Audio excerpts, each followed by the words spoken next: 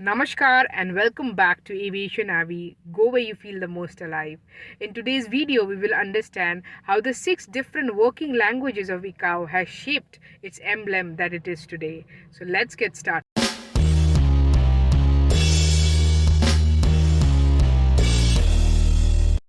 Welcome to the captivating journey into the history of the International Civil Aviation Organization ICAO.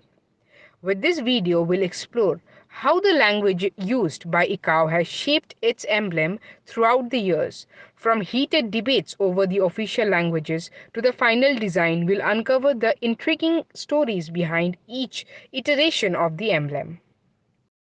Section 1: The Linguistic Battle at the Chicago Conference of 1944. We start our adventure by delving into the Chicago Conference of 1944, where the question of ICAO's official language was fiercely debated. Dominated by the United States and Great Britain, English took center stage, but not without strong appeals from the French delegation and proposals from other nations for Spanish. Finally, on 1st December 1944, the executive committee of the conference decided that there would be only 3 official languages used by the organizations, that were English, French, and Spanish. Section 2: Early Emblem Designs from 1946 to 1954. After the language decisions were made, ICAO sought to create a symbol that represented its global cooperation for the safe development of civil aviation. The first emblem designs featured wings and the Eastern and the Western Hemisphere as the organization sought to establish its identity. Section 3: The United Nations Influence from 1954 to 1970. With ICAO's relationship with the United Nations in mind, the emblem went through a transformation embracing the polar projection of the world as shown in the UN emblem. The emblem evolved as it took inspiration from the United Nations while reflecting the trilingual acronyms of ICAO in English, French, and Spanish.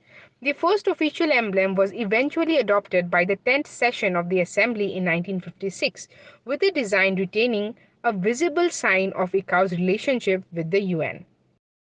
Section 4: Russia Joins the Skies from 1970 to 1974. On 14th November 1970, the USSR became the 120th member of ICAO, sparkling a request to introduce Russian as a working language.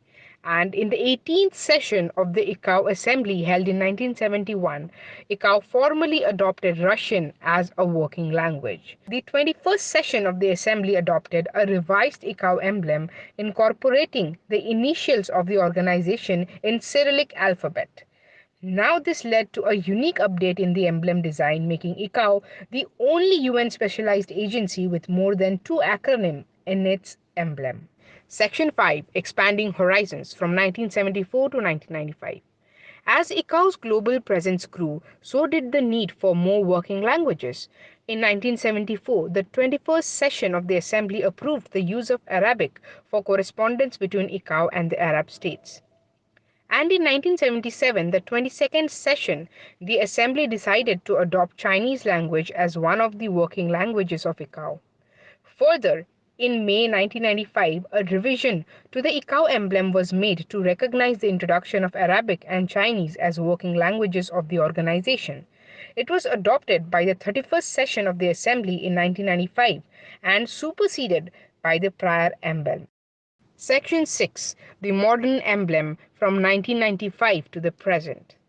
Finally, we arrive at the current emblem used by ICAO. This emblem beautifully encapsulates ICAO's multilingual global spirit and its dedication to enhancing civil aviation worldwide. The ICAO's emblem we marvel at today is a symbol of development and inclusion in international civil aviation. From the language debates of the past to the dynamic emblem of ICAO, ICAO's story is one of international cooperation and unity. That's all for the video. With Aviation Avi, go where you feel the most alive.